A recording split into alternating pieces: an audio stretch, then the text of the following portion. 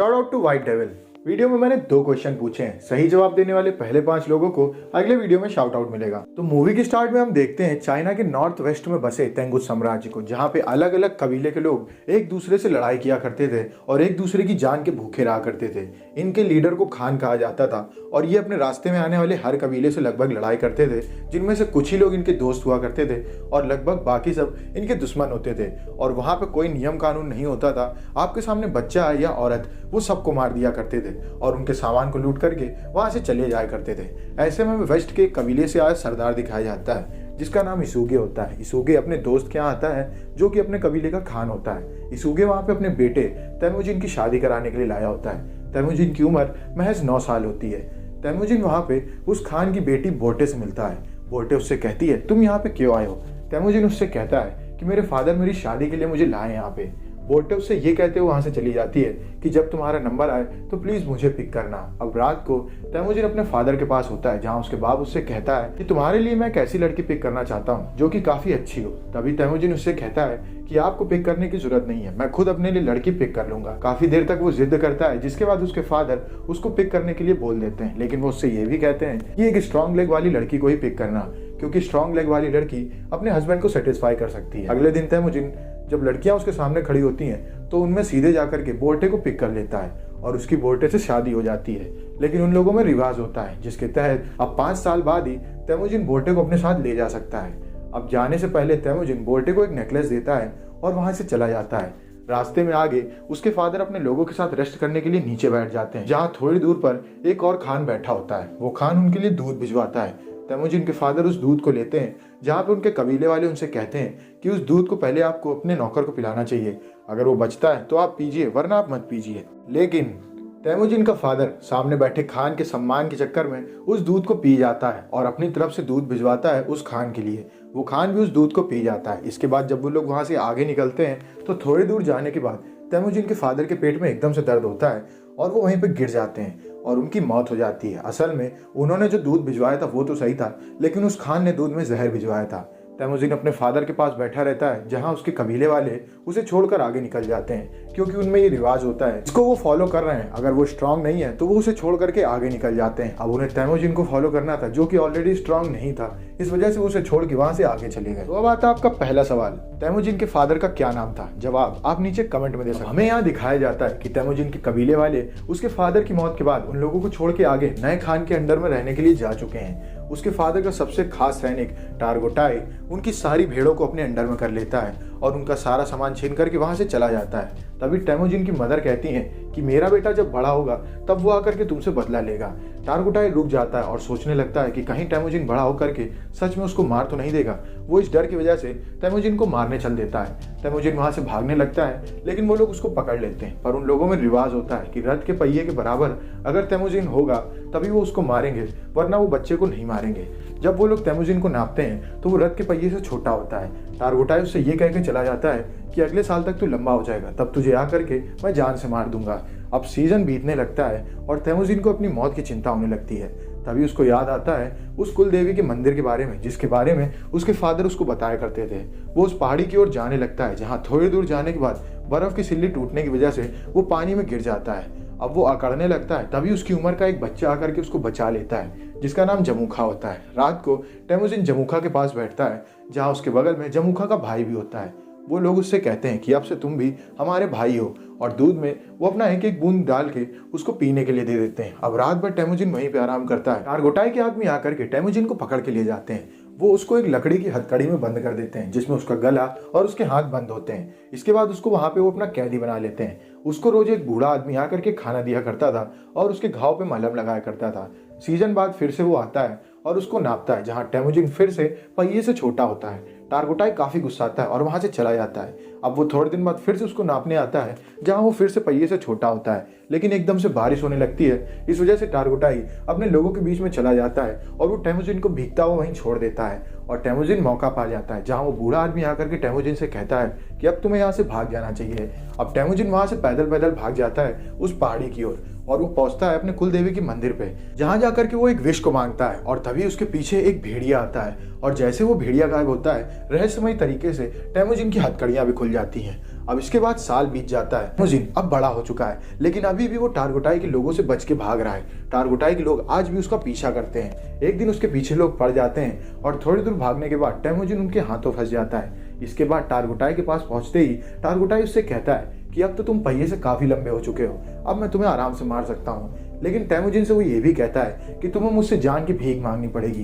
पर तेमुजिन उससे ये कह देता है कि मैं मरना मंजूर करूंगा, लेकिन तुम्हारे आगे भीख नहीं मांगूंगा। जिसके बाद वो उसे बंदी बना लेता है। अब रात को जब पार्टी चल रही होती है तो टारगोटाई तेमुजिन के पास जाता है उसको टॉर्चर करने के लिए, जहां मौका पाते ही तेमुजिन अपनी लकड़ी की हथकड़ियों से टारगोटाई को मार देता है और वहां से भाग जाता है। अब वहां से भागने के बाद जब उसने टारगोटाई को मार दिया है तो वो भी एक खान बनने के लिए तैयार हो चुका है। वो जाता है अपनी बीवी बोर्टे के पास। हाँ, बोर्टे उससे लगभग 10 साल बाद मिल रही होती है और उसको देख करके काफी खुश होती है, क्योंकि बोर्टे भी अब काफी बड़ी हो चुकी है और काफी खूबसूरत हो चुकी है। बोर्टे को वो वापस अपने कबीले में लेकर के आता है और वहीं चैन से रहने लगता है। इतने में तो अब आता आपका दूसरा सवाल, तेमुजिन के फादर का खास सैनिक कौन था जिसने उसकी सारी भेड़ें गायब कर दी थी? जवाब आप नीचे कमेंट में दे सकते हैं। मर्किट ट्राइब के लोग अटैक कर देते हैं तेमुजिन के ऊपर। असल में तेमुजिन के फादर ने मर्किट ट्राइब के किंग की बीवी को किडनैप कर लिया था, जिस वजह से उन्होंने कसम खाई थी कि जब तेमुजिन स्टैब्लिश्ड हो जाएगा तब वो आकर के उसकी बीवी को उठा लेंगे। तेमुजिन अपनी वाइफ बोर्टे को लेकर के भाग रहा होता है, जहां थोड़ी दूर जाने के बाद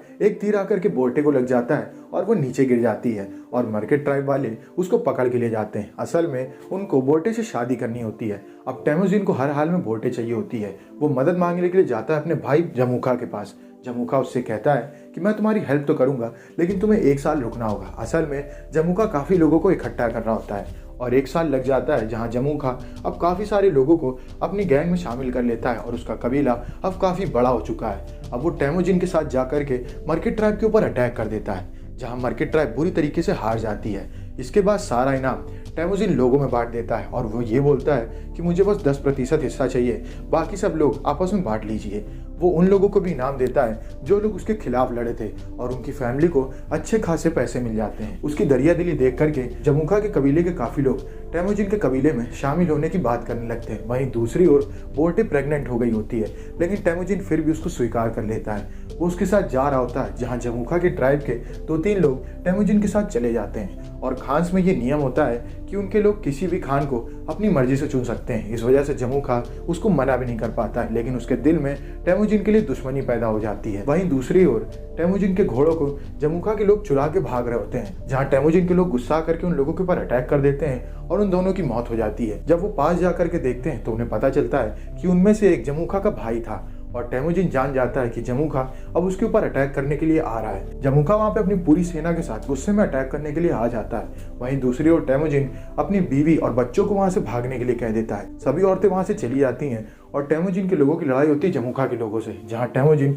बुरी तरीके से हार जाता है। अब जमुखा उसको जान से नहीं मारता है, वो उसको अभी भी भाई बुलाता है और उससे कहता है कि मुझे अपने भाई की मौत का बदला लेना था, इस वजह से मैंने तुमको बर्बाद कर दिया है। इसके बाद वो उसको अपने साथ ले जाता है और उसे दूसरे कबीले वालों को बेच देता है। वो लोग उसे रेगिस्तान में घसीटते हुए दूर ले जाते हैं। टेंगुट डायनेस्टी रहा करते थे। वहां जाने के बाद वो लोग बाजार में तेमुजिन को बेचने के लिए रख देते हैं, लेकिन कोई भी तेमुजिन को खरीदता नहीं था। एक दिन वहां का राजा आता है और वो तेमुजिन को देख लेता है। वो उसको खरीदने चलता है, जहां मॉन्क आकर के उससे कहते हैं कि आपको इसे नहीं खरीदना चाहिए, लेकिन राजा उसकी एक भी नहीं सुनता है और वो तेमुजिन को खरीद लेता है। इसके बाद वो तेमुजिन को एक ऐसे केज में रखता है जो शहर के बीच में था।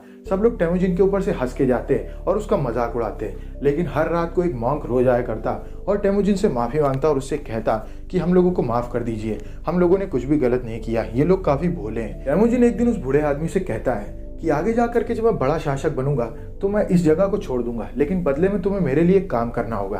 तुम्हें ये नेकलेस मेरी बीवी को ढूंढ करके उसे देना होगा। इसके बदले में मैं तुम्हारे लोगों को और शहर को छोड़ दूंगा। वो बूढ़ा आदमी अगले ही दिन निकल जाता है तेमुजिन की वाइफ बोर्टे को ढूंढने के लिए, लेकिन बूढ़ा होने की वजह से रेगिस्तान में उसकी सांस उखड़ जाती है और वो वहीं गिर करके बेहोश हो जाता है। लेकिन तब तक वो बोर्टे के पास आ गया होता है। बोर्टे को उस आदमी के पास से वो नेकलेस मिल जाता है और वो चली जाती है उस राज्य में जहाँ तेमुजिन कैदी हुआ होता है। वो तेमुजिन को देख लेती है। इसके बाद वो कुछ पैसे एक सैनिक को देती है। जब रात को उस राज्य में फेस्टिवल चल रहा होता है तो वो सैनिक वहां से तेमुजिन को भागने में हेल्प करता है। अब तेमुजिन वहां से बोर्टे को लेकर के निकल जाता है एक सेफ जगह पे।